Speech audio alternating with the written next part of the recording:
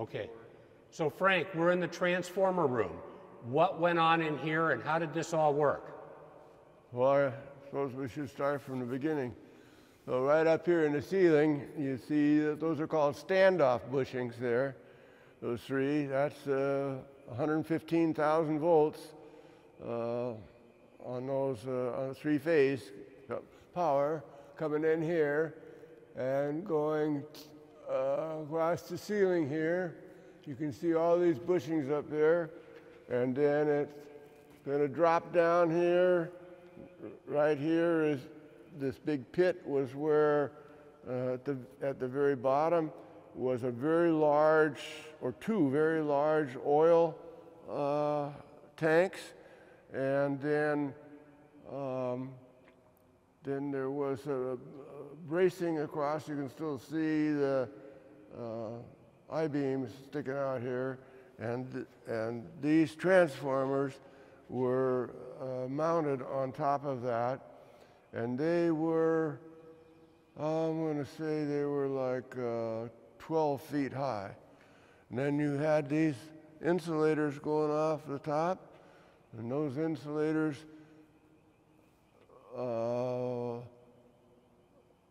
the wire from those, that's not wire, by the way, it's tubing. The electricity didn't travel through wires. It traveled around the tubing. So it would come off of here, go on this rack up here, and these guys right here are air disconnects. They're open and closed with a hot stick, and these guys are your oil circuit breakers. They sat on these concrete pads right behind you. And in order to do work on these transformers, you had to open them. You usually only opened one set. So you would open three of these, because it's three-phase, so you'll have three of these bushings and three cans, and you open that switch. Once you open that switch in the oil was there to snuff out the spark when you open the switch. So once you open that, then you took a hot stick, it was like 14 feet long, and I varnished mine, boy. I have mine so clean. And then you'd reach up in here and you'd put the hook through the eye, and you'd open that up, and let them hang down. Now, when you opened it up, Frank, did that create an arc? Is that what? An arc? A big spark? No, it's not hot. Oh, it's not hot. You can't open it when it's hot. That's why you open. That's why you open the circuit breaker. Oh. You open that first. Okay. That can break the load because it snuffs out the arc with the oil. Got it. Okay. So once you do that, then you can open this. You might get a little static electricity. You might make your hair stand up, but it's no big deal. It's not a shocking event.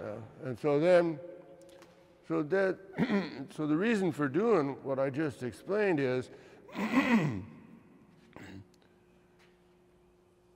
right here. This is a gauge, or could be this could be a thermometer.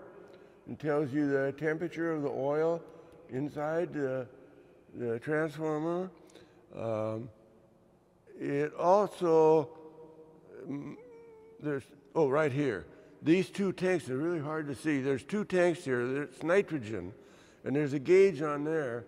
So the nitrogen is used to flush any oxygen out of this upper part of the transformer. Otherwise, there was an article where a transformer blew up in the Rocky Mountains and furthest east station. I just read it this morning. And the reason for it was that there was a block of oxygen up here, and then when they had an arc inside the transformer, and it exploded, it blew this whole wall out of the substation. The whole wall, the whole concrete wall was blown out. Very, very, I mean, I couldn't believe it. I'd never heard of it before, but anyway, that's what happened. So this, up on the top here, I think it's on this side here. There's a manhole cover up here. So once you turn these off, and you had to wait about a day because they'd be too warm. And you drain the oil out of them into this tank.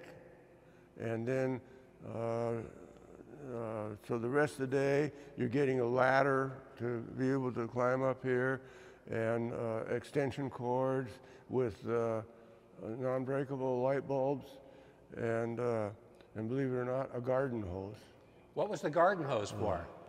So Elle and I would go bananas with this. So we get it all set up there, and then I go up the ladder and I take the bolts off the manhole, and it's opened up, and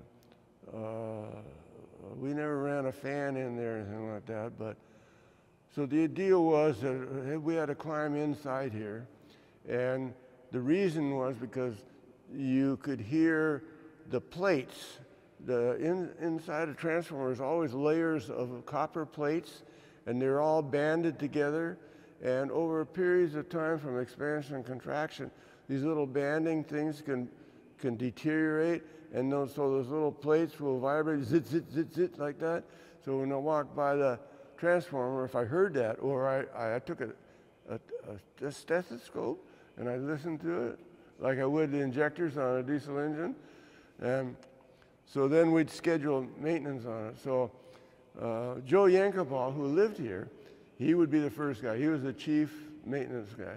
He'd be the first guy in there. He was little. So he goes in there and says, "Hey, come on, Frank." Oh, I don't know about this. So anyway, I go up there, and I'm climbing in there. So now we find out what the hose is all about. You breathe through the hose.